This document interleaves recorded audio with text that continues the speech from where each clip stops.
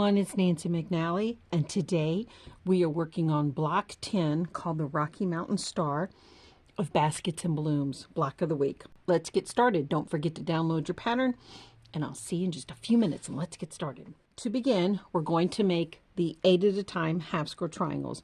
You can choose to draw your lines on the red B square or your background B square. It doesn't matter, the results are the same. Today, I'm going to do it on the back of the red. So if you've never done this method before, we're going to draw an X from corner to corner. So it's on both diagonals. And I'm using a pencil because these are my cutting lines. The drawn lines are your cutting lines. Okay, now we're going to do this. If you have a rotating mat, this is a great time to use it. Okay, so now we have that.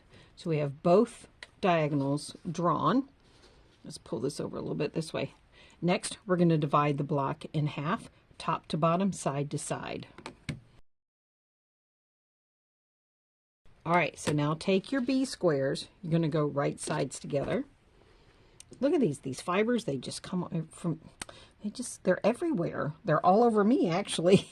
I've got a ton of them. Okay, I do place pins in this so that it doesn't move. I don't do too many. And now what we're going to do is we're going to sew a 1/4 inch away from the drawn line, the diagonal drawn lines, only the diagonally drawn lines, the X. So we're going to sew a 1/4 inch away over here and a 1/4 inch away over here. Go straight down, rotate the block, and then you're going to go on the other side. Cut your thread so that then you can do the same thing on the other diagonal line. I'm going to get mine done and I'll be right back. So I have my rotating mat ready to use, and this is so easy when you're doing eight at a time half square triangles. Makes it nice and convenient. So you don't have to move anything except for the mat. The fabric stays in place. All right, so first thing we're going to do is we're going to cut apart on all our drawn lines, all the drawn lines, the X and the plus.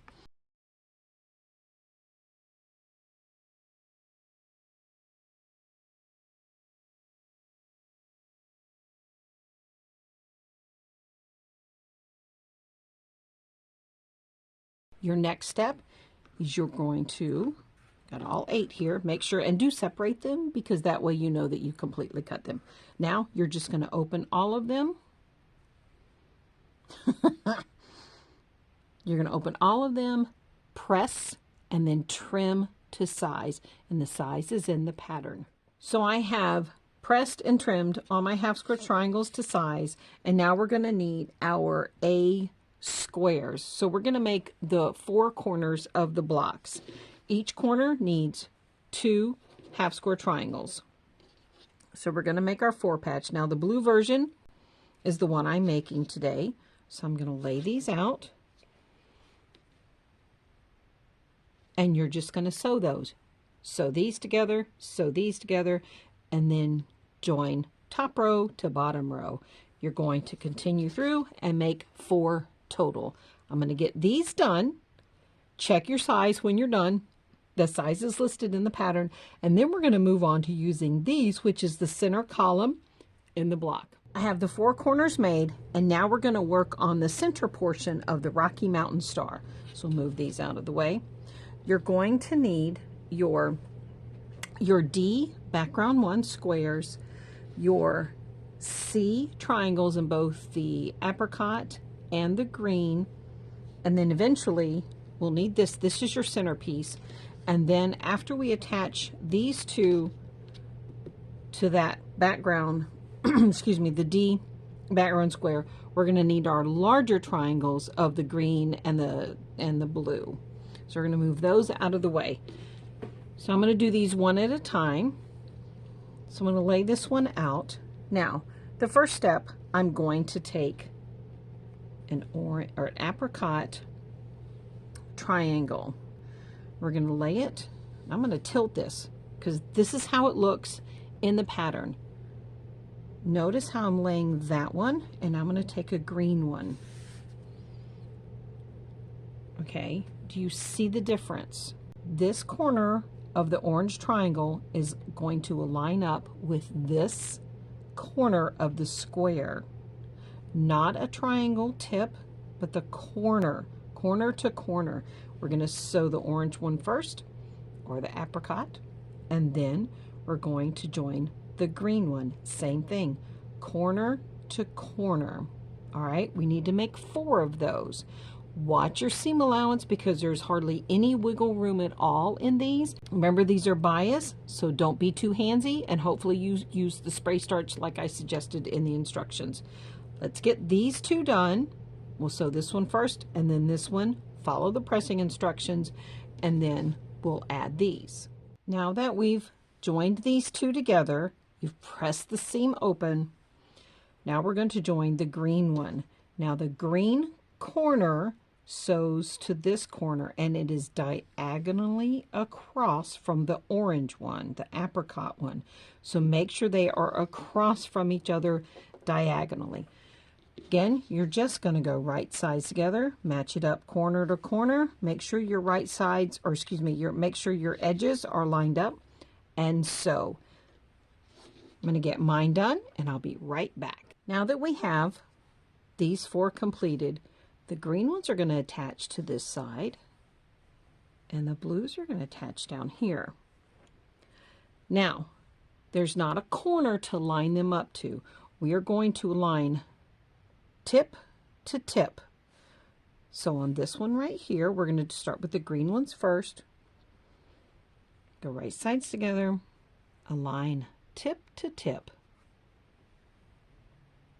Make sure that your raw edges are lined up, and this triangle extends past. And all you have to do is sew that 1/4 inch seam. How easy is that? All right, I'm going to do these, and I'll be right back. All right, we are almost done. Now we just need to sew the blue ones. I'm going to rotate this around so that I can pick it up. We're going to take, and we're going to go triangle tip to triangle tip. So the blue triangle lines up with the green, raw edge to raw edge, raw edge to raw edge. Make sure it's lined up.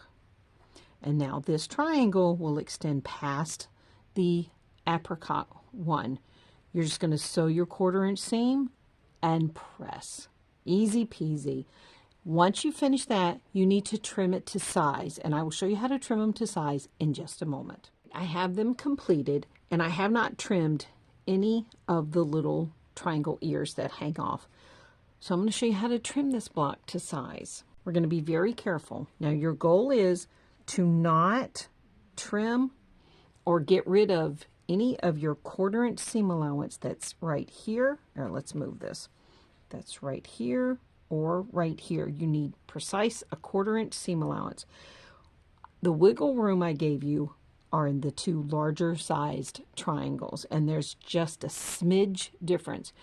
So I'm going to lay your ruler right on top. First thing you're going to look for is the 1/4 inch seam right here. And then over here, the same thing. Now mine is exactly the measurement that it's supposed to be. So I'm going to tweak it just a little bit. I'm going to move it this way, and we are spot on. And that line, this diagonal line right here, is going from corner right on this seam and off. And that's exactly what you want. That makes it square. So if it's like 2 threads off, don't worry about it. All right, we're going to trim that. Now I'm going to rotate it around, and I'm going to repeat the process. And hopefully you're only trimming off this, and then we're going to rotate it again, and we're going to trim off on this side and this side to make it balanced. So I do that last. Okay, so I got my 1/4 inch right here. I'm going to move it up. Yep, 1/4 inch, that diagonal line's in place right there, and I'm good right down here. Okay, whoop, don't move it. There we go. Trim off that little bit. Okay, now center point, that's important.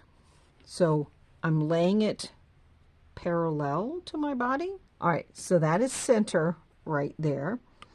So that number is 2 5/8.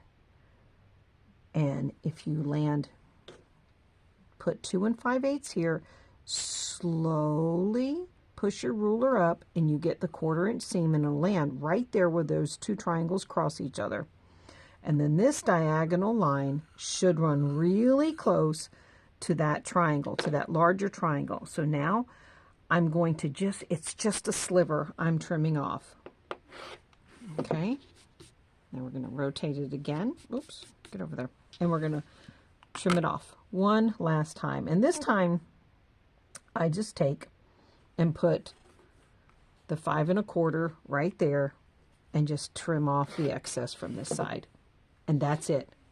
And that's how you trim the center column, which creates the friendship star, because this is the friendship star star point right here, the blue. I guess you could switch it around and do it the green, but I have it as the blue.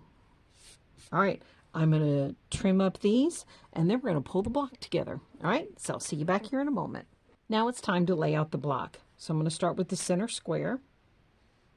Put it right about here.